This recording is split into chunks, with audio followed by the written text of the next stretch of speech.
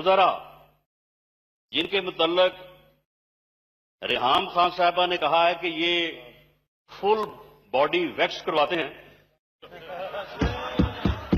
ये इस तरह की बातें जेब नहीं देती उनके अंदर। जनाब स्पीकर, और मैं समझता हूं कि आपको राना सनाउल्लाह जनाब स्पीकर, साहब मैंने नहीं कहा।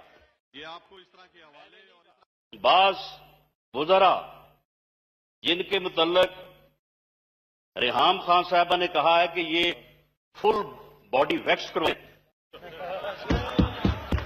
ये इस तरह की बातें जेब नहीं देती ईवान के अंदर। जनाब स्पीकर, और मैं समझता हूं कि आपको राना सनाउल्लाह जनाब स्पीकर, साहब मैंने नहीं कहा। ये आपको इस तरह के हवाले और गालम गलोच यहाँ पे हुआ और मेरी तरबियत ऐसी नहीं कि मैं गाली का जवाब गाली से दूं। ये रहनुमा, ये जो अभी मौसूफ गुफ्तगू कर रहे थे, इन्होंने अपने मौजूदा कायद की साहबजादी के बारे में क्या कुछ कहा था वो रिकॉर्ड का हिस्सा है कि सीनियर रहनुमा ने इस बंदी के ऊपर, इस मिंबर के ऊपर 17 अफराद के कत्ल का इल्जाम लगाया। क्या यह सच नहीं है? मॉडल टाउन सानिया रिपोर्ट आती है मेरे पाकिस्तानियों को, जिस बेदर्दी से हुआ क्या था, कौन सा वो प्रोटेस्ट कर रहे थे, कौन सा मेरे मुल्क के अमला को नुकसान पहुंचा रहे थे, क्या कुछ हुआ था। रात के अंधेरे में आप चले गए और उसमें भी आपका नाम है। ये जो मौसूफ बैठे थे अंदर चले गए, इनका भी नाम है और आपका भी नाम है। जनाब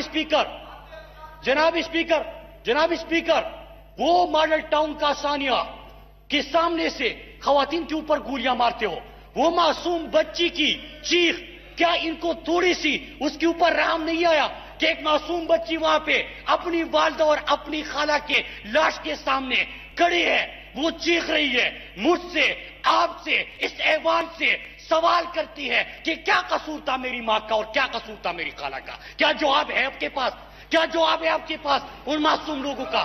जनाब स्पीकर, ज़ैनब का वाकया होता है, उससे पहले कितने वाकयात हुए कसूर के अंदर, लेकिन मैं किस तरह दर्द समझूं इनके दिल में अपने मुल्क के लिए कि वो ज़ैनब का वालिद बैठा हुआ है और ये दोनों जो यहां पे बैठे हुए अपोजिशन लीडर भी और जो अभी गुफ्तगू कर रहा था, ये दोनों बैठे हैं और उससे माइक छीन रहे हैं। वो जो एक हंसी थी, एक फिरौनियत थी, शर्म का मकाम है, इनसे मैं किस तरह तवक्को कर सकता हूं?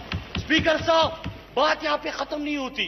कसूर में बारहा वाकयात हो रहे थे, उसके ऊपर एक्शन नहीं लिया जा रहा था, लेकिन जब ज़ैनब का वाकया हुआ, हुकूमत खामोश है, हुकूमत कुछ नहीं कर रही, तो अवाम निकले सड़कों पे, वहां के लोग निकले सड़कों पे, और जब लोग सड़कों पे निकले तो आपने उसमें भी देखा कि नौजवानों को बेदर्दी से गोलियां मारी गई, उनको भी उन्होंने शहीद कर दिया।